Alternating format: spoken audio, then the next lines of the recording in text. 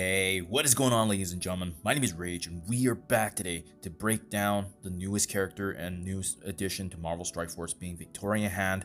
Remember, this is for the new Thunderbolts team, so they are the go-to bio raid team now, being required going forward.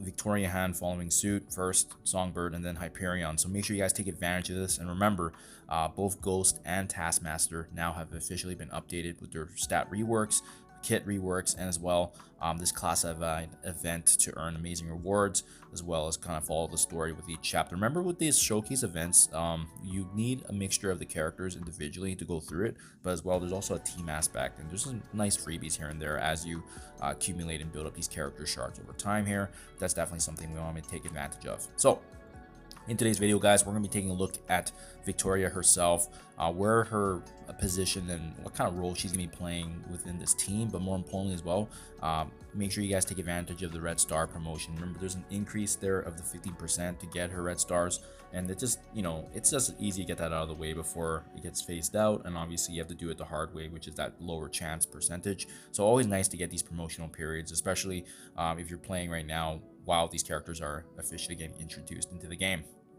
So without further ado, let's go ahead and get started here. Remember, bio raid team, so they're all going to be having some sort of bio trait to them being included, but obviously with Victoria here, she's going to be also classified as a global tech character on top of that, with even the shield tag. So a little bit of the synergy here and there that you can potentially theory craft, but remember, the go-to is going to be Thunderbolt and being required for the raid section for bios traits specifically.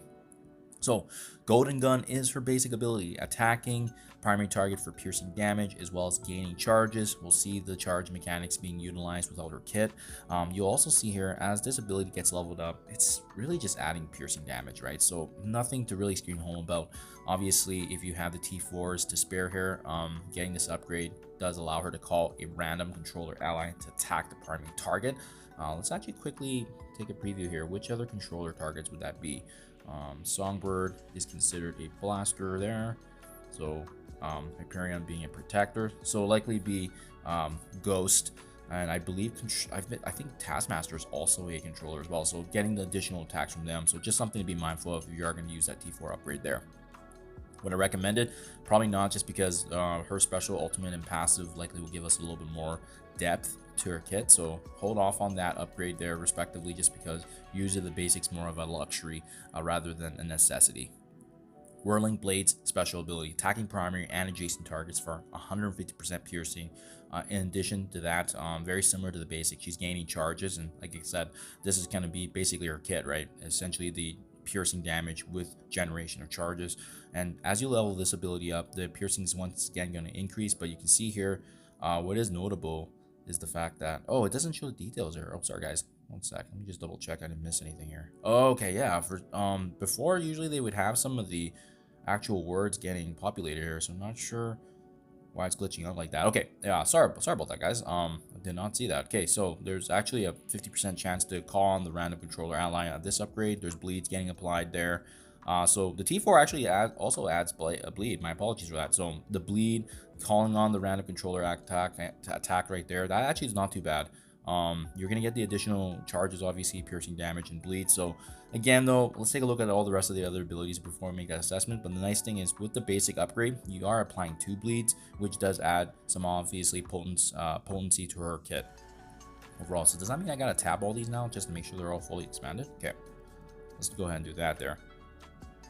All right, special ability. There's going to be a supportive aspect where regen's getting applied. Vulnerable is also getting utilized here, and this attack also gains additional focus, which is nice.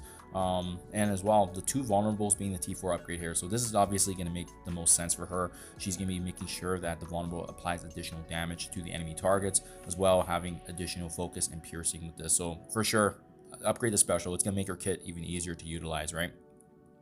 Ultimate, data breach. So just once again, I'm just going to quickly tap all this so that way you guys can visually see it as well.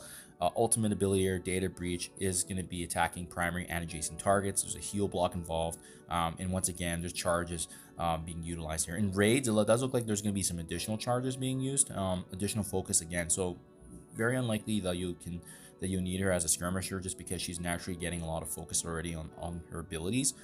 She does actually have a heal here, which is nice. Even though she's not really meant for that kind of role, there's going to be additional healing here, and even applies to characters beyond the Thunderbolt and Shield tag. So good to know. There's an ability block component generating the ability energy for Thunderbolt and Shield allies, and as well clearing negative effects from herself and as well as all shields. So that's really nice additional kind of support there. And then also even having trauma on the T4 upgrade here. So this is absolute must upgrade just because it's going to be dealing more damage. It's going to provide more potency to the team overall. And again, that low, nice sustained healing and generation of ability is really good for her. So a very pivotal piece for the support, obviously making sure that the team is going to be surviving. And I like how she's going to be the first member because you can right away use her with both Taskmaster and Ghost, even just to kind of get a sense of if you can do some theory crafting teams there. And then last but not least, guys, on spawn, she's going to be gaining charges up to a maximum of 5. In raid specifically, she is going to be once again getting those charges, right? This first time that this character or any Thunderbolt Shield ally does gain a stun, she's going to be cleared. So only this happened once, it seems here. And when this character or Thunderbolt ally does drop below certain thresholds, and again, this is where the charge mechanic comes in. If she is charged, and if she does have 4 more Thunderbolt allies, she's going to be reducing the duration of the heal block by 2, which basically ensures that this team is not going to have any heal block, so as long as she's gaining charges. And on top of that, when she does do a heal, they're also going to be losing the 1 charge there. So that's why the charges are very, very important for her, because she's going to be essentially ensuring that the team has some good sustain and heals across the board with natural protection. And I just love the fact that she also generates energy as well as inflicts trauma, which is a really nice added offensive bonus given her role. If she does have 4 more allies, she's going to be generating ability energy right off the bat. So very similar to what we've seen with Spire Society, Alpha Flight. This is going to be the battery of the team, right? So essentially making sure that you can reset right, especially attempting those bio nodes. And on top of that, also a barrier and ally HP there, additional healing. And then Wild Charge, when an enemy attacks this character or a Thunderbolt ally, she is also going to once again generating ability energy for 2 random Thunderbolt allies that were not fully having that at the start. So not enough can be said, guys. She's gonna be a very important piece. I see her as the glue of the team because of the fact that she's providing all that support and sustain. And for that reason, it's interesting that she does have additional piercing damage, but that's not her role. So just be mindful of that, right? That's why it was kind of disappointing to see that there's, obviously some upgrades here and there to the damage aspect, and she'll be adding a little bit of versatility there. But her role is going to be keeping the team alive, and for that reason, she needs to be alive. So I can definitely see 2 potential ISO-8s for her. Fortifier to make sure that she can actually withstand attacks so you have lower stars on her, but overall, a healer ISO-8 is going to ensure that she has stronger heals, and as well being able to provide that sustain and support for the team. So that's probably what I'm going with. If you do have lower stars on her, the Fortifier ISO-8 might actually be a better slot just to ensure that she survives the attacks and damage and whatnot, so that way she can provide that support for the team. So do let me know what you guys think though in comments below, and remember to make sure you open up some of those red star orbs to make sure you capitalize on the promotion right now. Thank you for your time as always, and I'll catch you guys in the next one.